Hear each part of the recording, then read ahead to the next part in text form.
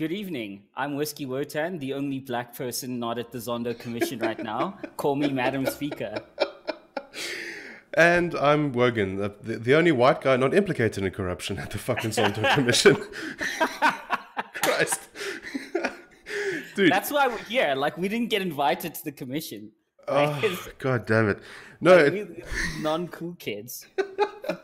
For the international people listening, the handful of you, I don't know. Do you want to give a high-level overview of the Zondo Commission? I don't know if I want to. It's somewhere between like Breaking Bad and The Sopranos, but it's real. Like I don't even know anymore what's going on. Tony Soprano was occasionally cool. Nobody at the Zondo Commission is cool. For the international people listening, it's basically a commission we're having in South Africa based on shall we say rampant government corruption charges.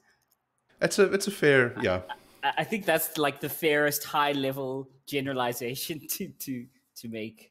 Yeah, and so what's wild is EFF Twitter. So like there's Black Twitter, and now there's like this split happening in like the last 6 months because there's a bunch more like Black conservatives and liberals kind of coming on. But woo! Yes! I know, finally, from the EFF's troll army was getting tiring. But EFF Twitter is like the moment, what's it, Angelo Agrizzi? It's like, aha, you see the white side at the center of all this. He must be a friend of the Ruperts and you should investigate him. And I'm like, okay, you know what? Just whatever, dude. What fucking ever. But the stories have been wild. Like, it's just sort of not even fucking around. It literally is like just stacks of cash in bags and, you know, shit happens. It's crazy. Absolutely crazy. Yeah, well, TIA and South Africa is slowly becoming a meme, so... We already are a meme. So is America, dude. America's an amazing meme.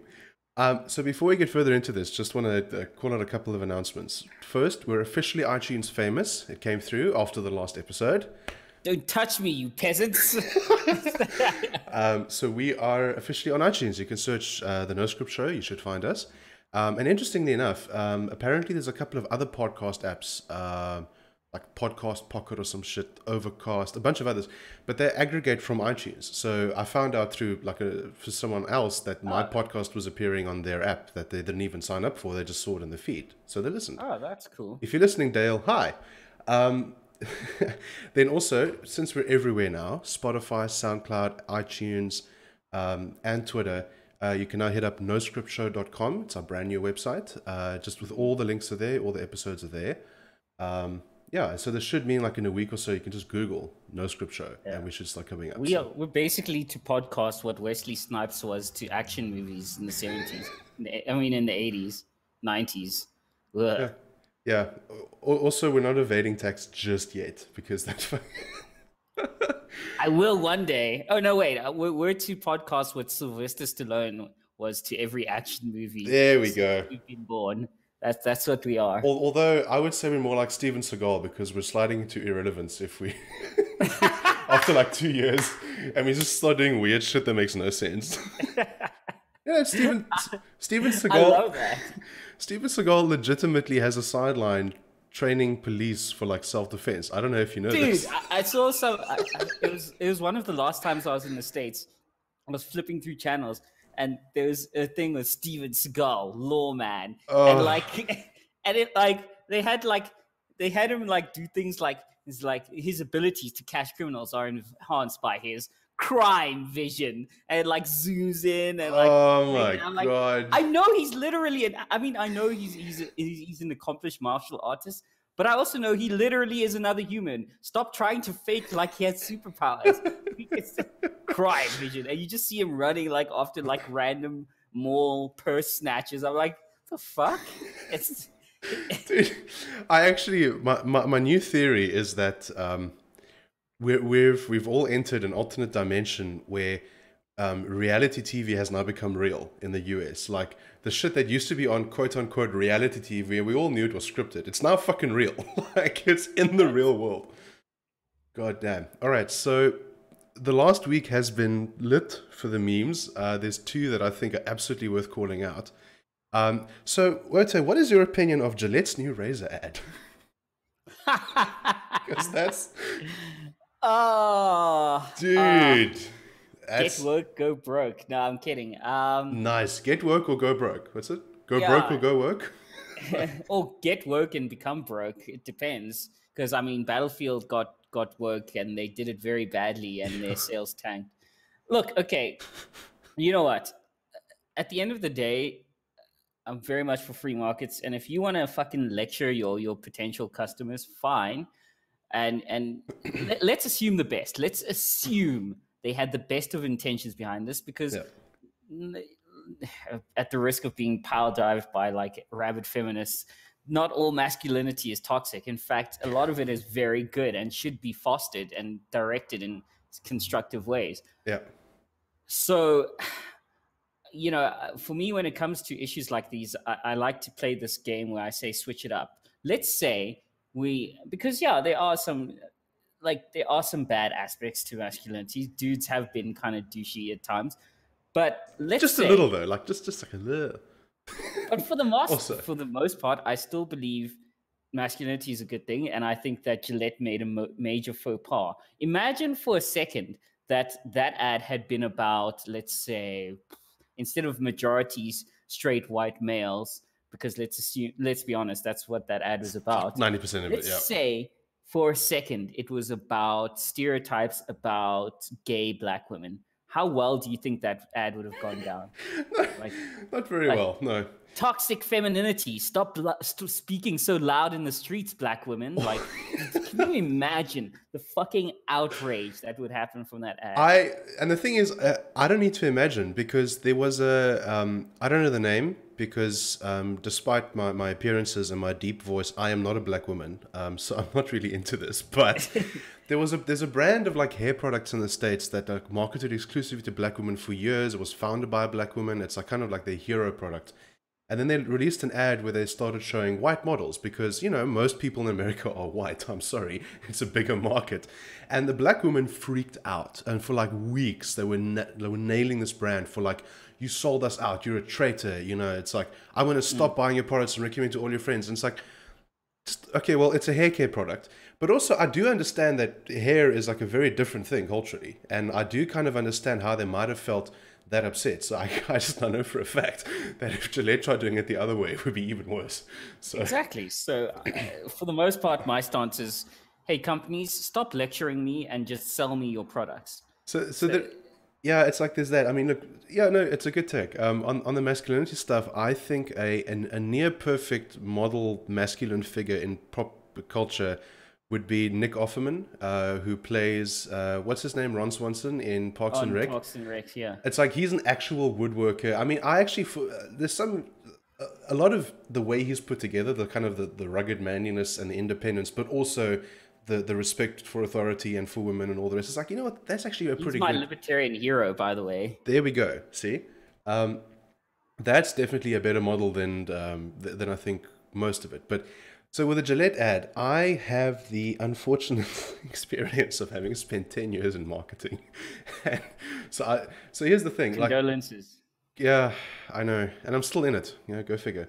Clearly I'm in it. I just look at all the shit I did to like brand the show and put it everywhere. It's like it's just second nature to me now to just do this stuff. Just when you think you get out, they pull you right back in. It's like you could take the man out of the marketing, but you can't take the marketing out of the man, dude. I'm just imagining you like in a mafia situation. You're like, we need you to pull one more ad. Like, no, I'm done. One more campaign. Like the John Wick of advertising. Yeah. So basically, Pepsi has set up a brand new stereotype. They Kendall Jennered this shit, in that they took a social issue that they thought they understood and then used it to push a marketing campaign that didn't resonate, because the Me Too movement has evolved, and it's now reached the point where, like where all movements end up, it's like, oh, our enemy is actually the system. And that's kind of like the latter end, when they run out of specific targets. So obviously, whenever they started planning this ad, that might not have been info in the room, and they just figured, oh, this is a popular topic. It's cool to talk down to men now, so let's do that. So that was their first faux pas. The second one, and somebody actually pointed this out, and it was really clever, and I'm just like, that's the actual angle they're going for. In the ad, all the bad examples of male behavior have beards, all the good ones are clean shaven. Wow. Yeah, and it's like, aha, okay. So And then it's like that completely clicked for me, because what the ad is actually doing is it's attempting to shift the culture to one where it's desirable to be clean shaven. And whatever method you use to get to that mental image, that's the one Gillette's going to push at you, right? Because they sell products that take hair off your face. So of course they're going to want you to think shaving is good, right? And so, but the thing is that the ad itself was kind of confusing and messy in that regard. Halfway through the ad, I forgot what the fuck was being sold to me. Yeah. Never mind the fact that it was basically just dumping on an entire demographic of people based on the examples of, admittedly, a very vocal few. You're dumping on a bunch of people. I'm like, halfway through, I forget what's been advertised. I'm like, what the fuck is it selling? I know. I just forgot halfway through. Like, there was the one thing with the little kids fighting. They're like, boys who will be boys. Never in my life have I ever witnessed, maybe I could be wrong, have I ever witnessed two kids beating the snot out of each other and people just letting it slide. Like, break that shit up. I mean, if they're tussling and wrestling, but if the kid's really hurting the other kid, every time I've been present, somebody's broken it up, if not myself. And it's like, America's had like 50 years of helicopter parenting. In what fucking country in America, like where in America are you going to have two kids beating each other up? It's like, oh, boys will be boys. Bullying at school maybe, but that scenario that they illustrated was like, no, that's just not going to happen. And then that opens up a whole other conversation of men are more aggressive, and if you have a bunch of men who consent to beat each other up Fight Club style, you should let them. Like, there's no, bullying is bad, but consensual fist fighting, why not? Like, if you want to like sign up for like, what's it, cage fighting or some shit, absolutely do that, because it's possible to both be absolutely vicious in a fight and still respect other people's boundaries and, not be a dick. It is possible to be that way. So it's like, and that's the thing, it's like I do agree that there is some merit to what, MGTOW types dismiss as feminizing men, like, oh my god. But there is, it definitely pays to be self-aware and, aware of other people's, boundaries, and, not just assume you're the most important person in the room. There is merit in that, but not to the point where it's like, all violence is bad. It's like, well, no, if people consent to getting into dangerous activities, you should let them. Exactly. And rather that than them, taking it out on somebody who doesn't deserve it, right? I'd much rather have that. So anyway, and then the thing is that the Gillette ad, ultimately what it adds up to is another clumsy attempt to make shaving cool. If you guys, last year, or like maybe the year before, Gillette acquired a company called Dollar Shave Club for over $1 billion. Now, if Gillette bought Dollar Shave Club? Oh, yes. A lot of people on Twitter are going to be pissed, because a lot of people were like, I'm switching to Dollar Shave Club. Wow. So let me actually check, because I saw okay. Razorfist says he's running with Schick, and I'm gonna run with Schick as well. Well, actually, I shave with a double edge razor. So well, so okay. So I think it was Unilever that acquired Dollar Shave Club, and Gillette's Unilever brand, or something to that effect. But they got acquired by an enormous brand. And the thing is, if you want to sell razors to men, you do it the way Dollar Shave Club did. Because their video ad was like perfection. It's just like, here's the thing, you pay this, you get this, and this is why it's cool. And fucking done. That's it. That if they had that in South Africa, I'd have signed up. I don't need someone like trying to imbue a whole bunch of social values into a blade that cuts hair off my face. Like, I seriously don't need that. Thank you. Right? Stop lecturing. Sell me the stuff. Exactly. And then the other thing, it's like, people like, dude, the men freaking out. It's like, I saw my favorite photo is somebody who like threw their razor in a toilet or something and took a photo of it. And it's like, the comment was, well, dude, you're about to either fuck up your plumbing or stick your hand in toilet water to get your razor back. And which is it? It's just, it's like when people burnt their Nike shoes as well. Like, yeah, that was silly. Look, I get why you would want to protest, but give it to like fucking homeless people. Do you know how many homeless people on the streets, especially homeless veterans on the American streets? America has and this isn't spoken about much, but America has for a country that's so often at war and so militarized, it has a shockingly high homelessness rate for veterans. And shockingly, I mean, I've spoken to a couple of buddies who've served in the American military.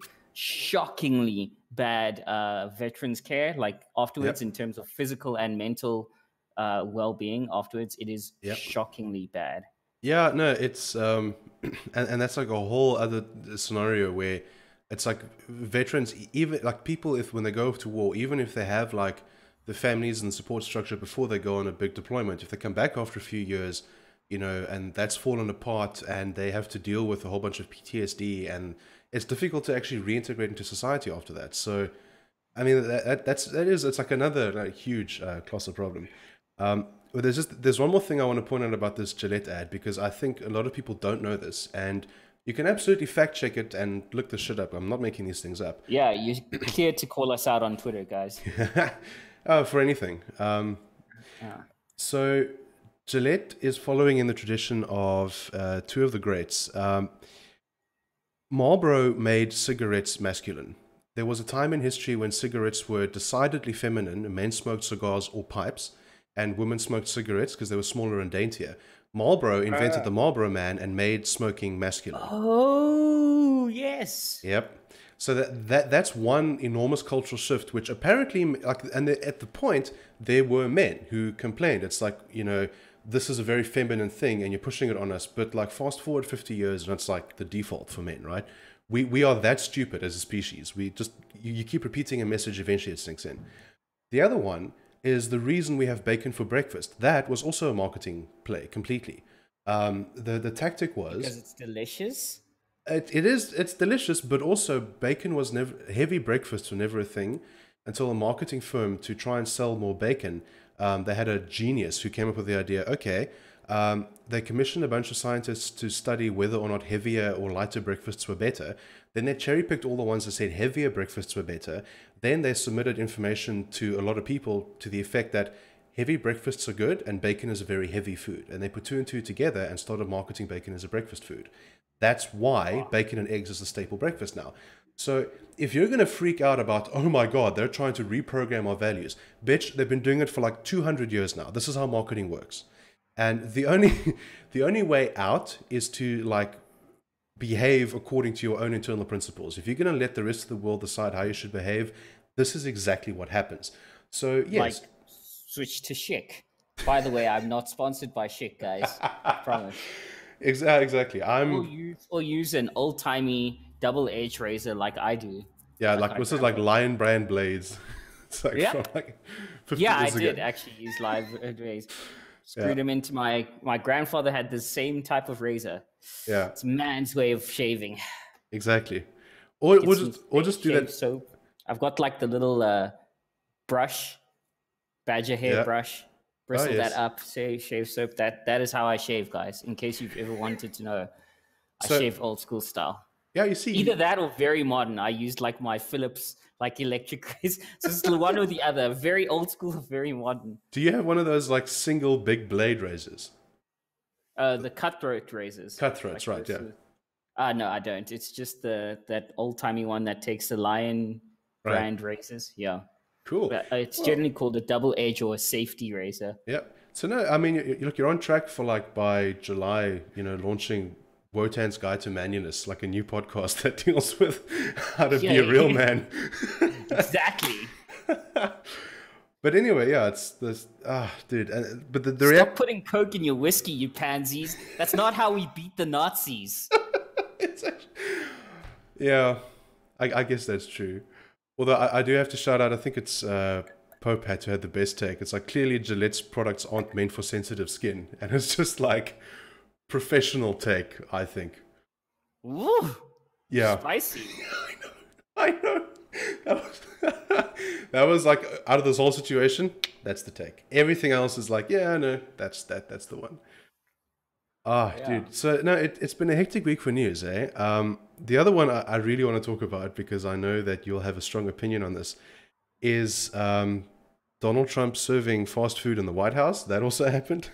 I love that. I think that is the most American thing possible. I saw that like image of him, and like Ben Shapiro also parodied it on I thought it was the most American thing imaginable. I was like, yes, this is what I want to see. Like, if we're going to go down the path of ridiculousness, this is what I want to see. This is so great. I loved it. It's like I mean, this year's season of Trump in the White House is looking fucking lit, dude. Like, if this is how they're opening. I love it. It's like I paid for it myself. My Trump impression is getting at him. I paid for it myself. Love good people working at the White House. And so it's like, okay, I mean, I saw a bunch of people freaking out like, oh my God, it's like he's, what's it? Where's the professional catering? It's a high class event, He's just because like cheapening. They're not working. Because in the middle of a furlough. No, exactly. And it's like, any other president, like, and here's the thing that really, really fucking annoys me. He might have done it with a bit more class, but if the exact same situation happened and Obama paid for it out of pocket, you fucking know what the reporting would be, right? It would be like, oh, he's an everyman. He's just exactly. so like us. He's just... It's like, Mr. Mom Jeans, he's chill in the White House. They're having burgers. It's all good. Like he paid for it himself in the middle of a shutdown that the Republicans engineered. And then Fox News would be like, oh, look, he's destroying the credibility of White House receptions. It's all bullshit. Like every side of it's bullshit. For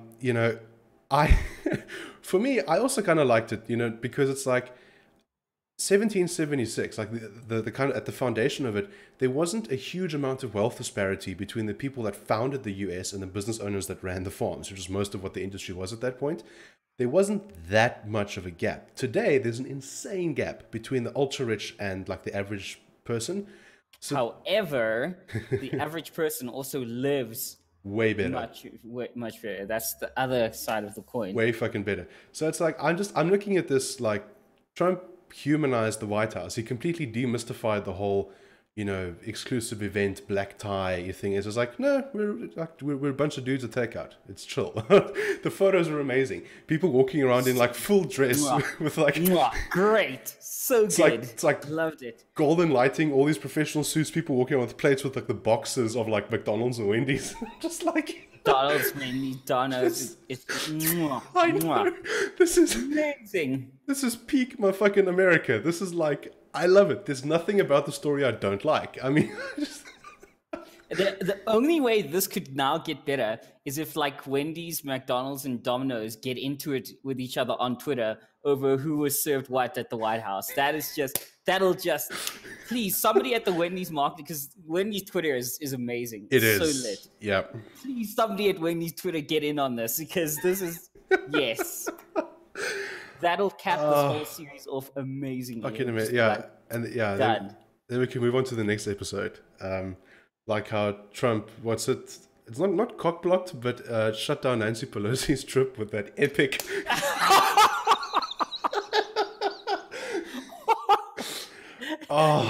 See, this is like the epitome of pettiness, though. Like, I love it's really entertaining, but it's the epitome of pettiness. Like, because he sent that letter like just before she was supposed to go for. So what's the story there? Because I saw the letter, but I know there's some backstory. Like, do you know what the deal is behind that?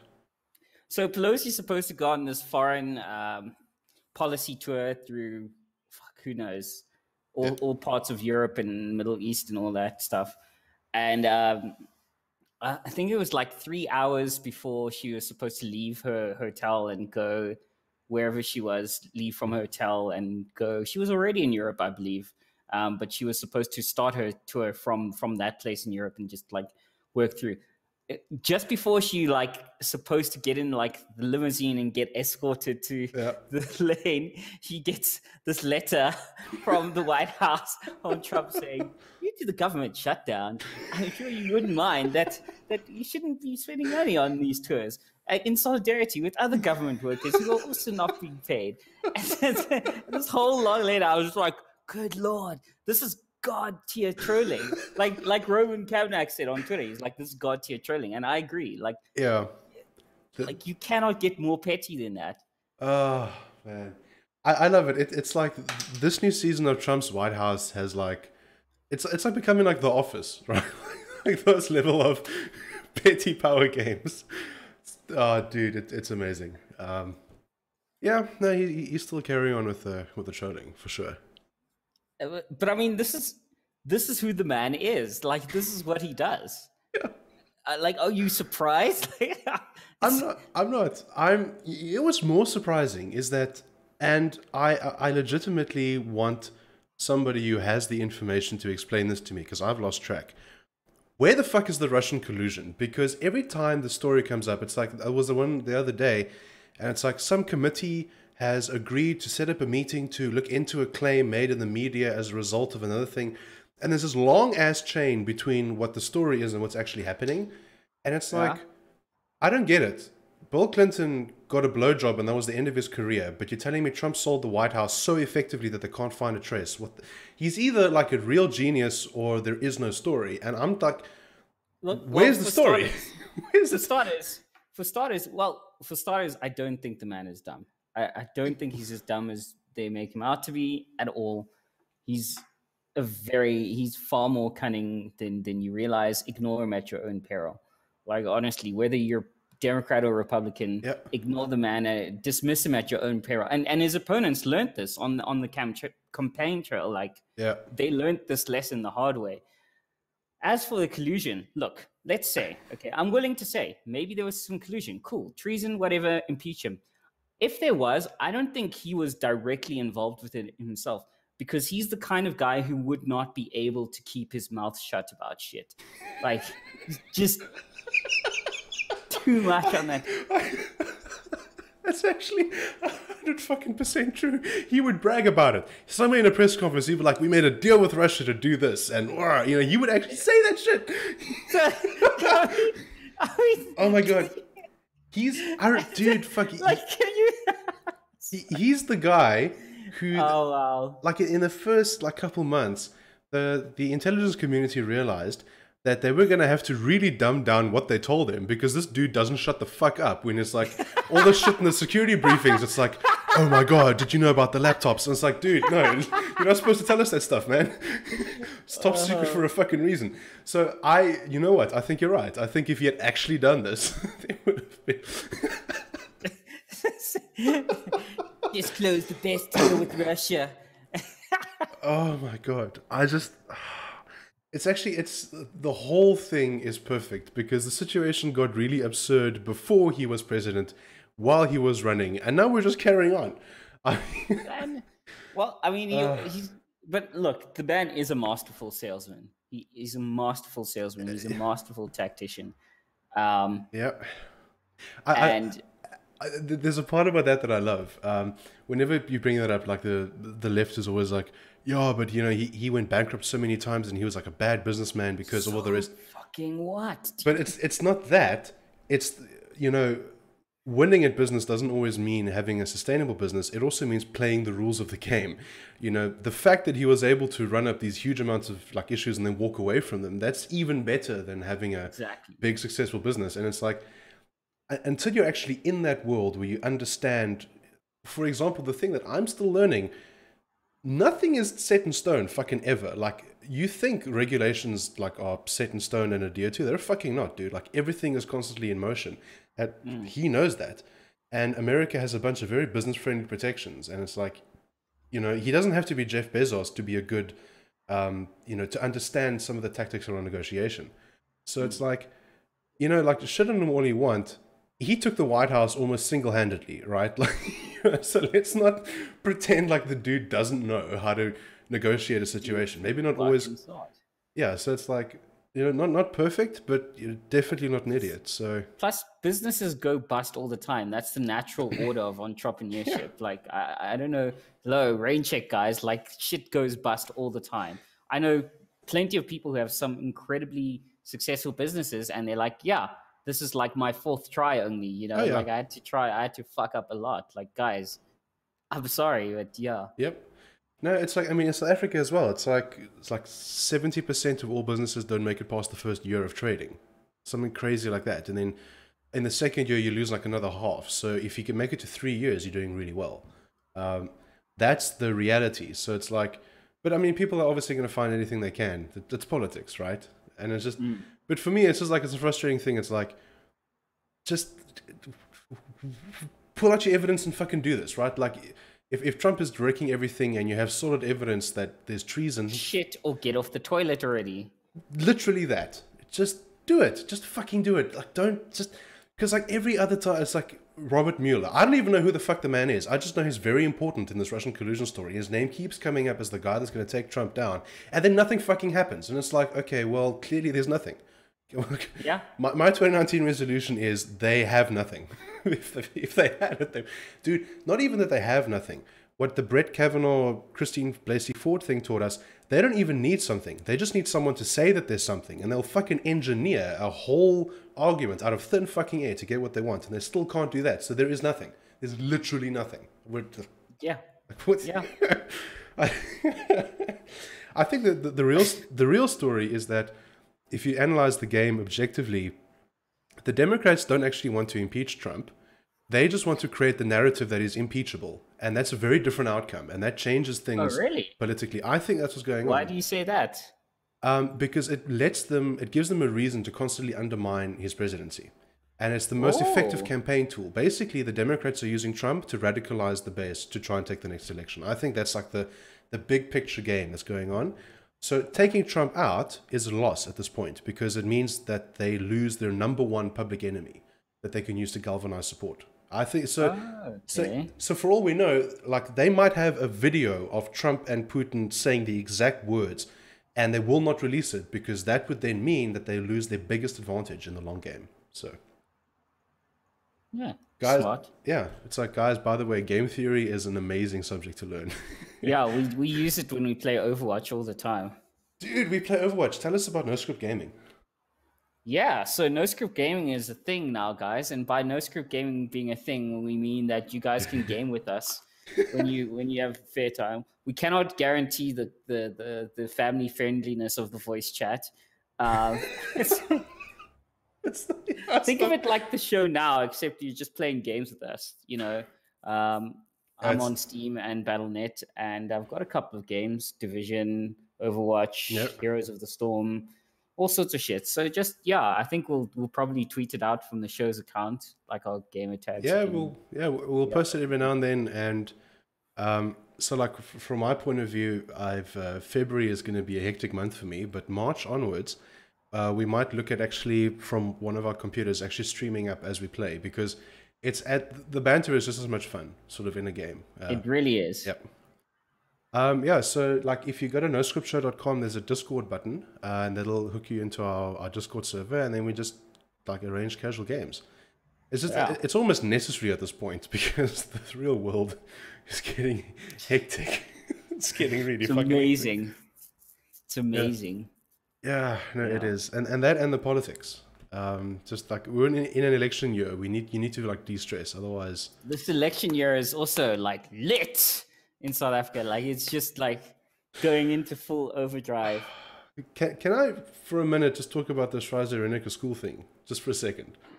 Please do. And I'm still predicting, by the way, that a new party pops up out of nowhere, out of left field, and just swamps people. And it's not going to be the ATM. No. By the way, like I've started like just practicing making up acronyms for like parties that start with like letter A because somebody pointed out that they must alphabetize the parties on the ballot paper. So it could be like an old marketing hack where you put a bunch of A's in front of a name to get to the top of the list. And maybe that's... I don't know if that's the actual plan, but it wouldn't surprise me if there's like an AAA party and it's like, you know, the African Associate Alliance or some shit, and just so that they're on the top of the ballot paper. No, it's once again the DA shooting themselves in the mouth. Fuck. My money came out. Even in the foot, in the mouth, boy. We're just like it's not even a non-fatal wound anymore. They're just not even trying. My money was something like, you know, the Schweizer photo reminded people of the injustices of apartheid, and it's like, you know, in apartheid, they didn't physically let kids of different races in the same school, right? The fact that you had black and white kids in the same photo is progress, like objectively. Not all the way progress, but a real heartbreaking photo would be white people in a well-resourced school and black people in a township. That's what actually happened. So it's like the DA has now just completely lost touch with history, right? This is... The trajectory that Schweizer was on was progressive. They actually were trying to integrate these kids into the school, as evidenced by the photo. So, like, for them to now be like, this reminds people of the pain of apartheid. Really? You're going to fuck... And it's like, this is no better than the ANC. The DA has now reached ANC 2.0, where apartheid is the thing that is now still causing the pain. And it's like, guys, you're done. You're basically the ANC now. That's it. Like, there's no... Yeah. What? Am I crazy? I mean, because I can't even laugh at this because it actually is so fucking infuriating stupid. It is. I want to laugh at it, but it's just so infuriatingly stupid that I'm just like, ah. It's like, why wasn't the argument, why aren't there more black kids in the classroom? That's the argument I want to have, because, again, and like we looked this up afterwards, if you actually go to the town on Google Maps, you can clearly see the divide, right? You can see the old white town because the lots are bigger, there's trees and the buildings and the factories are there. And then you can see Ipeleng or Perching or whatever the township is outside of Schweizer. And it's like, okay, this is what the politicians would call spatial apartheid. I just call it the fact that the township popped up in the last 10 years versus those houses that were there for like at least 100. But anyway, let's not have time be a factor in any of this. That town, or that township, has 7 schools that I can count visually. 2 high schools, 5 primary. And the parents were willing to spend extra money, not going to a government school, but they were willing to shell out to an Afrikaans medium school to give their kids the best shot at a future. And the school let them in and was teaching them in the same language and the same medium of instruction in the same classroom. Nothing about the story is wrong except for the politics and the optics of how that photo looked. And it's like, okay, but now everyone is undermining all the progress that's just been made here, because all that's happened is the black parents are now going, you know what, it's not worth it. I don't want to like have these protests at my kid's school, which is what actually fucking happened. And I'm like, it's just, congratulations, you played yourselves. It's literally that. And for the DA to just jump on this, and that's the thing that this signals to me. It's like they've lost all their principles. It's done.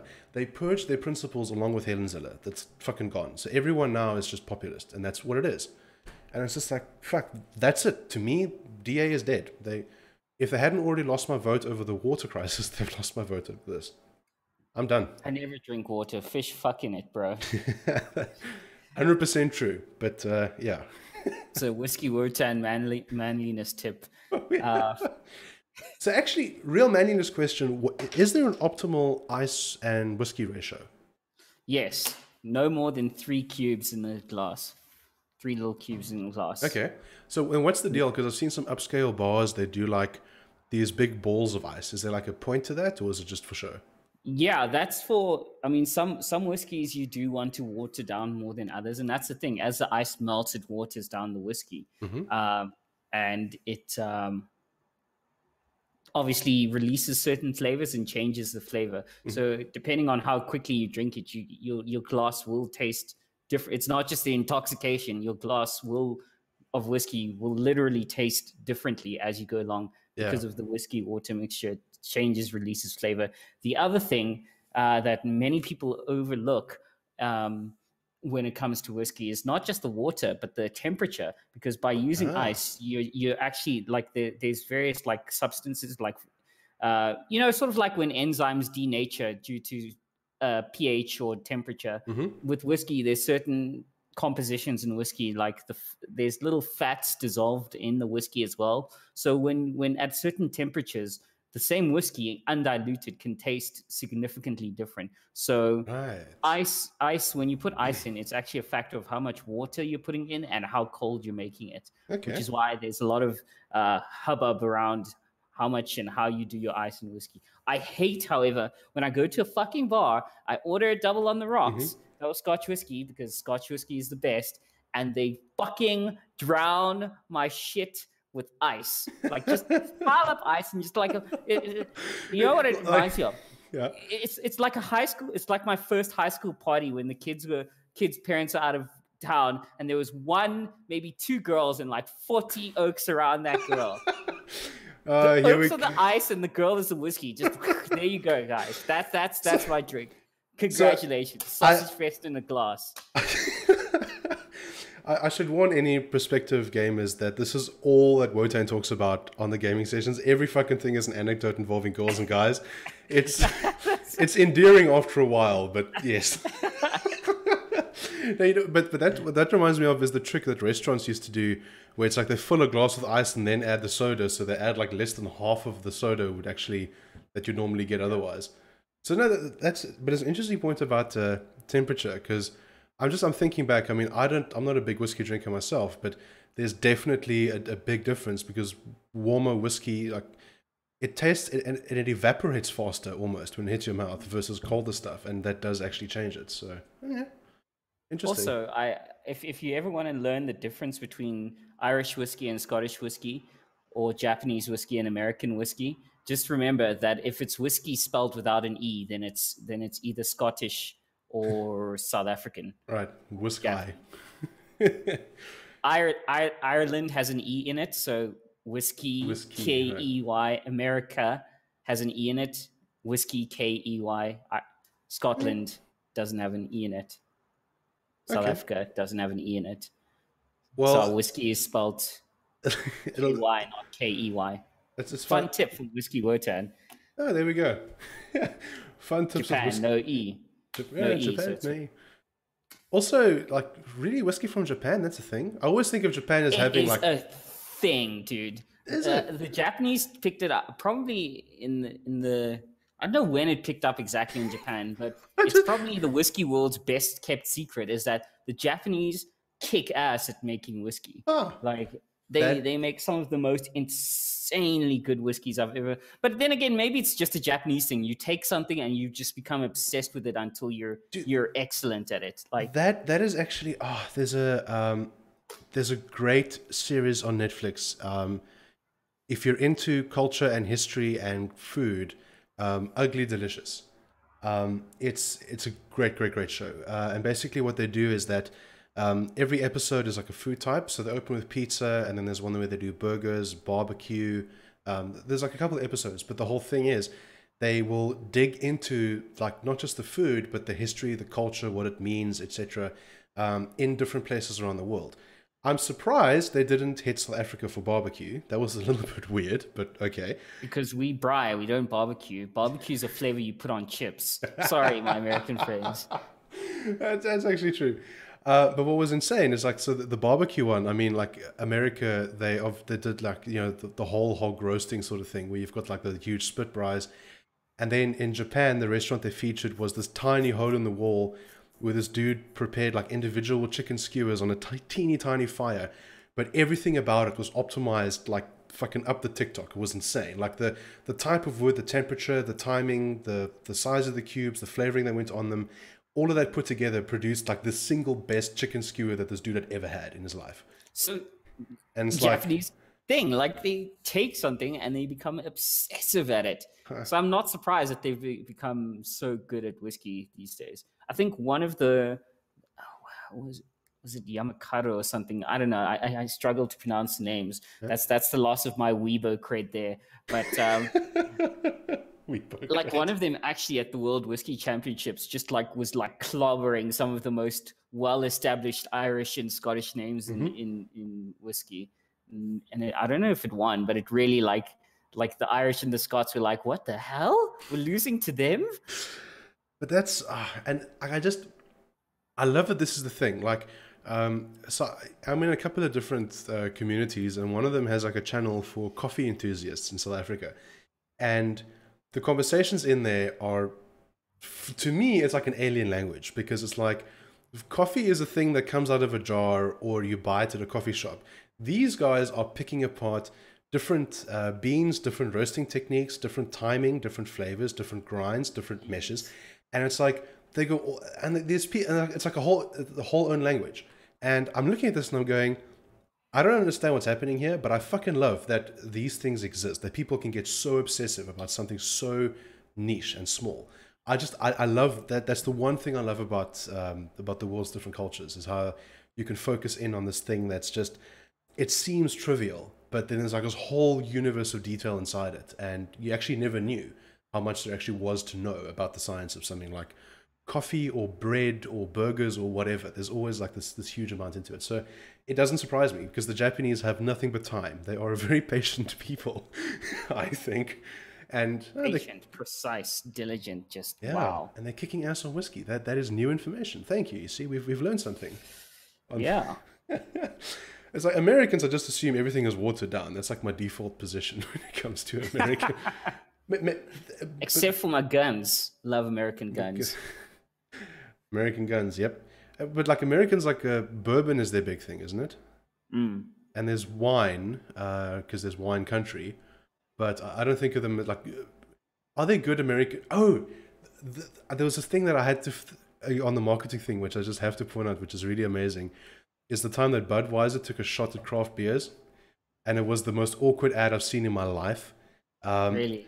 So Budweiser, in South African terms, is kind of like Castle Lager. It's just fucking everywhere. It's cheaply produced. But Budweiser ran an ad slamming all the craft beer industries, and basically like slagging off these hipsters with their micro batch brews and all that stuff.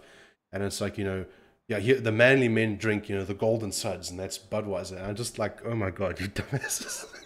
This isn't gonna go the way you think it's gonna go. Well, it went exactly the way we thought it would go. It tanked. And the thing about this is, and this is like another one of the side effects, like craft beer especially, is just on the upswing everywhere. Every single way. Every market, they're just diversifying. And there's like crazy shit being made in small batches everywhere. And I'm not even a beer drinker, but I just love the fact that this is happening. There's more culture now as a result. So it makes me wonder how long is it still craft beer? Like if it's still on that, so widely available now. Like the thing is, it still is craft because of the production method, right? If the batches are getting huge though, like you can buy like even my local bottle store, like 2 of the 3 local bottle stores within my range of my house have craft beer sections, and they're huge, and you can buy but cases of craft beer, like. And that's the thing, and that's like the huge cycle, right? Because all of this was like an experimentation phase, and then you're going to find maybe 10 beers that do really well, and then those will be scaled up, and then next thing you know, a beer will come out alongside Castle or something, and that'll be like the new kind of default beer, and it'll have originated from one of these crafts. But even as much as that's going on, there are still places, like especially farmers markets and community markets, where you can get honest to God small batch with crazy shit inside it. And I just, again, that's a pretty cool concept to me. The fact that culture evolves like that. Yeah. Dude. Yeah. So are we going to even attempt to talk tech this week? I guess. Like, yes. Well, you know what? We have some time left, and there has been some actual tech news. So if you haven't already been hit by a data breach, congratulations. Collection number 1 has your back. 776 million addresses and passwords leaked. Biggest breach in history. Y'all, we're fucked. Like at this point, change your fucking passwords and learn how to use a password manager, or you're gonna get wrecked in the next couple of weeks. That was insane. Like I saw that there's a guy on Twitter, Troy Hunt. He built the website Have I Been Pwned? Have I Been PWNED.com. It's a website where you can plug in your email address and it'll tell you if it's been detected in any major data breaches. Really? Oh yeah. The guy, yeah, it's Troy Hunt, and you can just Google Have I Been PWNED. And then basically just it searches. He's got this huge database of breach data. I'm in there. You're probably in there. The South African master deeds breach is in there. There was a different one a couple of years before. Yeah. Thankfully, I fucking change my password regularly, but yeah, I'm in there. I just want to see, because I know that I'm in here.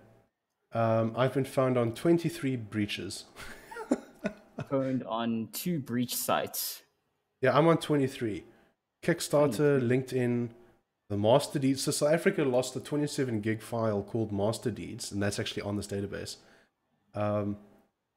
Yeah, absolutely fucking ridiculous. But this collection number 1 breach, it's significant because of the size, but also because it was a collection of passwords that were dehashed. So old school hashing algorithms, assuming the site you're signing up on even does it. Oh my god, why would you okay, yeah, continue. So, I mean, like at this point, there's rainbow tables for MD5, SHA-256. So if you're using an old school, even a salted password, there are rainbow tables that can crack that. So basically... People who don't know what rainbow tables are. So short version, right? You know how you lock your doors with keys? And you know how sometimes there are standard keys that you can buy that have like codes on them, and the key would unlock multiple doors. So imagine somebody has a box of every key in the world, and they just keep trying your door over and over again. Eventually they get in. That's what a rainbow table is. It's a calculation of every conceivable password in a given set. And then even if your password is hashed one way, so it's converted to an unreadable form, somebody else can just look that up in their rainbow table and see what your source password was. For those who don't know, a hash in computer science is basically like a one-way valve for your password.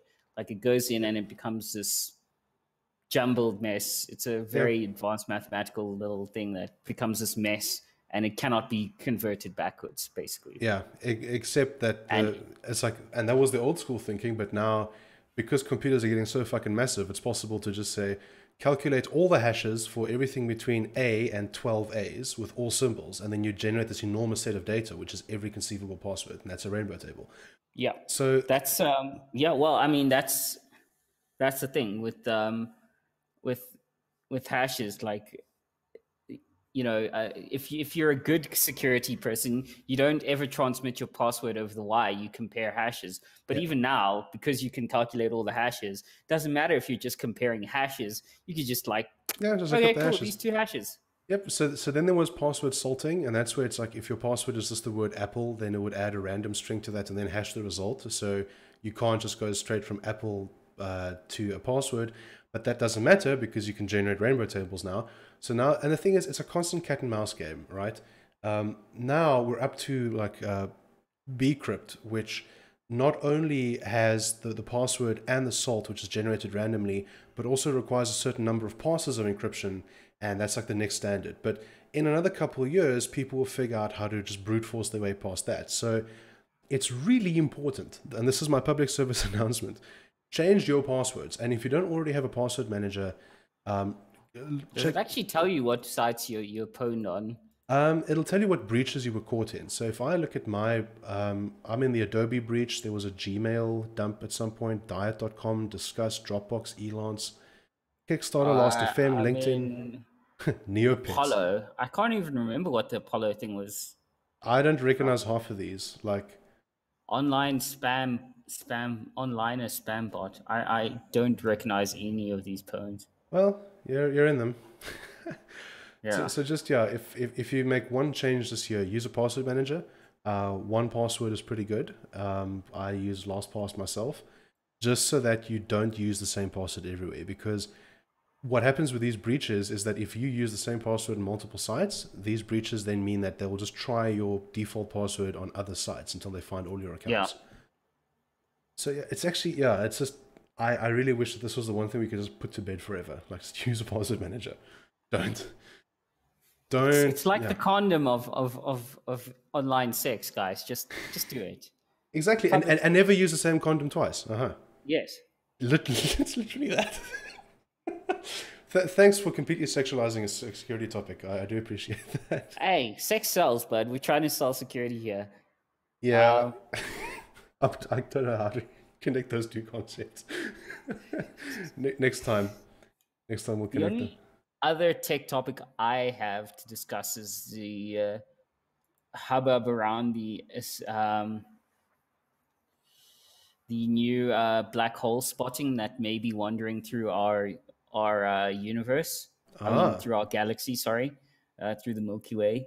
We're not sure for sure yet, but from obviously you can't directly see black holes. You see the gravitational warp around them, but from what I think, what was it again? The data came courtesy of Atacama Large Millimeter Submillimeter Array, ALMA.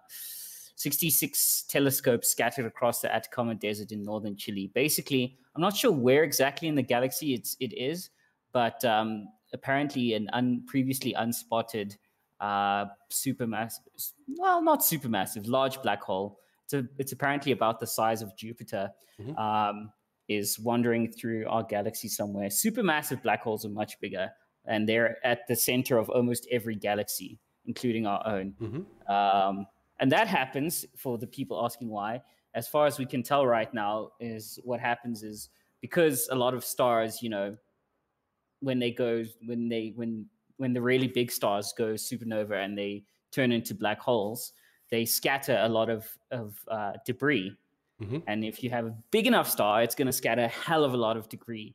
And that debris will eventually clump together and form solar systems like ours. This stands to reason why a lot of galaxies have black holes at their center, because it used to be stars or other phenomena that went poof and scattered all that stuff throughout and formed smaller systems. It reminds me it's the accretion disk theory, isn't it? Like the rotation of matter, it eventually settles into a disk, which is why we have solar systems that look mostly flat. From a certain galaxies that are mostly spiral, flat, round. But I will caution people, there is a very big difference between the mass of a black hole and the size of a black hole. And to illustrate that, if you had, let's say, firstly, anything can become a black hole, right? Thanks to a very clever German guy from like 1917 by the name of Karl Schwarzschild. Yeah, he was an artillery captain in the German military. Nice. And he was doing like mathematical calculations while shelling people. Schwarzschild, right? Schwarzschild, yeah, Schwarzschild. He calculated the Schwarzschild radius, which is the radius in which you need to compress any piece of matter small enough to which it crosses a critical point where it becomes a black hole. Right. So when you're talking about black holes, let's say if you had a golf ball, you can have a golf ball sized black hole, in which case isn't actually such a bad deal. Like if Earth turned into a golf ball sized black hole, it actually wouldn't be such a bad deal. Like the moon would still be orbiting it because it would be out of its event horizon. And gravitationally, you probably, for a good long while, wouldn't see much difference in our solar system. But if you took the mass of a golf ball and compressed that into a black hole, that would be a really tiny black hole. And it would be a really big problem because thanks to the late Stephen Hawking, we understand that many black holes are not eternal. They slowly radiate away their energy through what we call Hawking radiation. We just haven't seen many of them die because it literally takes billions of years. Yeah. But the smaller the black hole mass, the quicker it radiates that energy out. And a black hole from the mass of a golf ball would compress into something like smaller than a pinhead, and it would radiate its energy out, and then it would explode in a detonation that would make the Tsar bomber look like child's play. Like it would make the most powerful nuclear weapon man has ever made. It would be like comparing the punch of a I don't know, a debilitated 2-year-old to the heaviest punch Mike Tyson's ever delivered. It's not even comparable. I love the fact that we might actually just weaponize that at some point. And it's just we probably will. It's a very powerful weapon that you can use. Because the crazy thing is that it can also be an energy source. Either way, it can work either. I'll explain the math behind that some other day, but it can work either way. But the concept of everything you see in the real world is mostly empty space. That's actually the first mind-boggling concept when you start understanding atoms and molecules, is that mostly it's empty space. And so what you think is like solid is not really, and what's actually solid can be very small, and the equations are absolutely crazy. Yeah. So hopefully now people will understand the difference when astrologers say the mass of a black hole and the size of a black hole.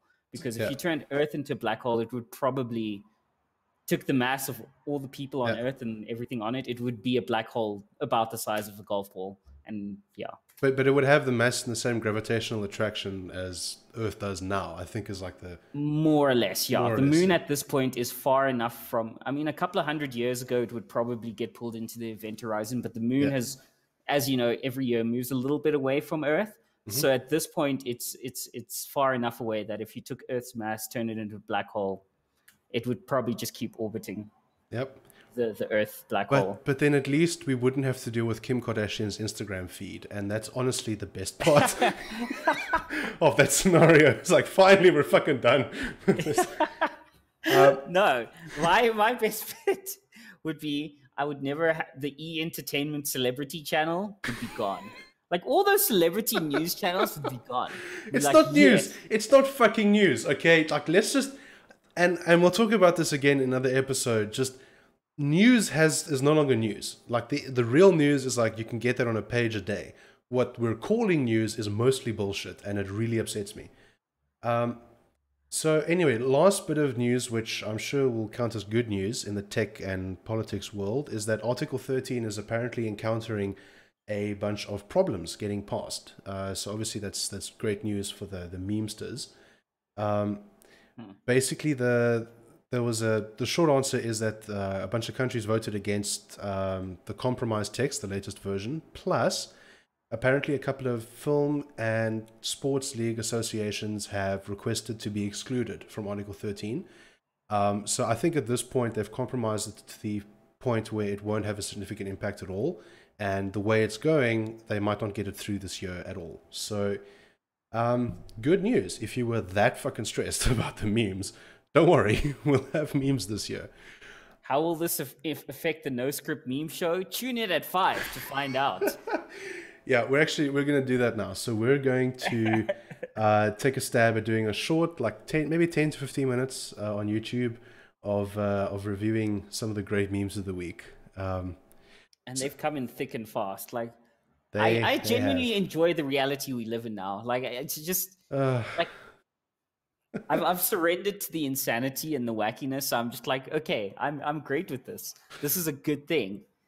Yeah, I'll reserve judgment until like World War III, and if it starts over a meme, then maybe yes, maybe it was worth it. All right, so that's it from us for this edition of the Noscript Show. Check us out at noscriptshow.com for all the links, and have a great one. Yeah. Thanks, guys.